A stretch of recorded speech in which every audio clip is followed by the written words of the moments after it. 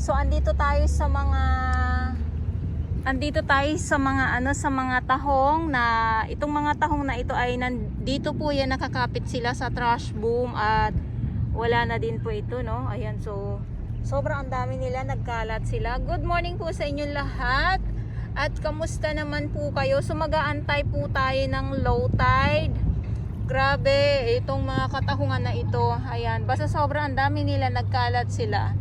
At nung mga nakarang araw lang, talaga namang tiba-tiba yung ating mga ibon dito dahil ang kakagulo sila sa mga isda, sa mga alamang. Ngayon ay tahimik sila dahil ay isa na din papalaw. So tuloy lang pa ang update natin at silip naman po tayo dito sa dalampasigan ng Dolomite Sun at ito yung ating ibang mga namamasyal dito sa loob. So makulimlim, sakto lang din at hindi sakit sa balat yung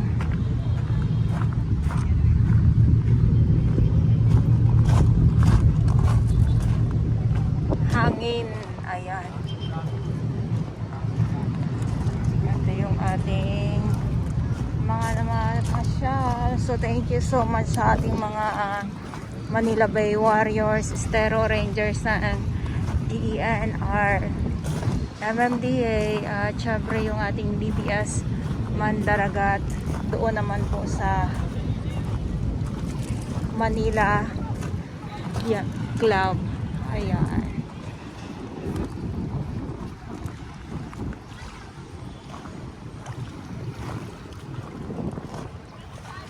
Uy, nabigla naman ako.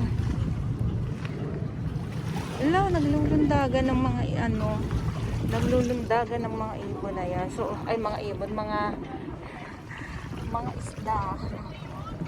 Mga ibon talaga, mga isda po. Ayan. So, good morning. At sa mga baguhan, yes, welcome sa channel ni Miss Jelani Dora Bells.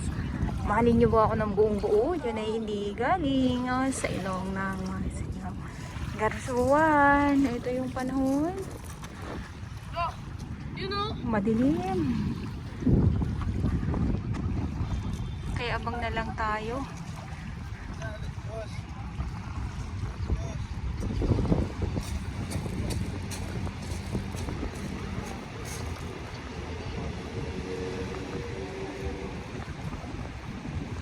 Ayan, so yung ating mga DPWH na nandito, andyan sila. So abang tayo at mamaya mag-update tayo dyan.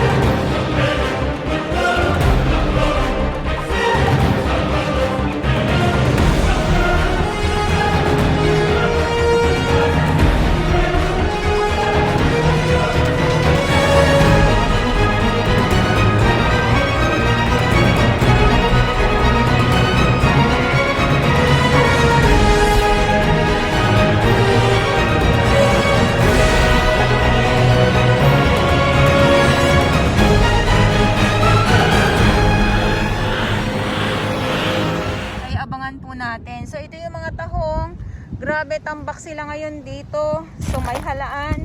May mga halaan pero hindi ganun ka dami. At ayan yung mga ano naman dyan, yung mga ibon nandito sa may gilid. Pahinga sila dahil nabusog na sila. Ayan, so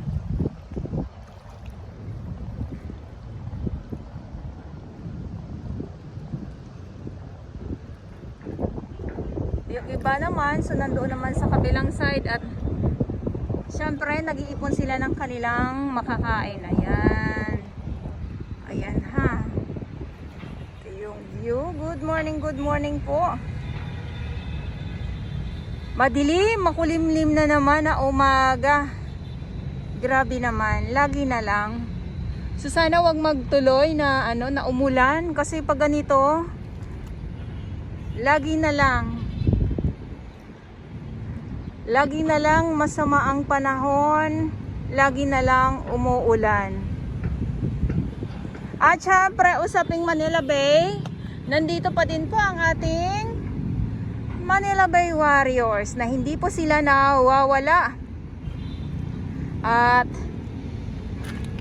ang ating mga kapulisan, ang ating mga security guard, maraming salamat sa kanila. At syempre yung ating Estero Rangers ng DNR, MMDA, DPS Mandaragat, doon naman po sa Manila Yacht Club, at syempre sa ating mga volunteers, maraming salamat po sa inyong lahat. O ayan na, pwesto na naman yung mga ibon ngayon dito. Ayan. Paano ba yan? Papalow tide na, meron pa ba kayong makukuha?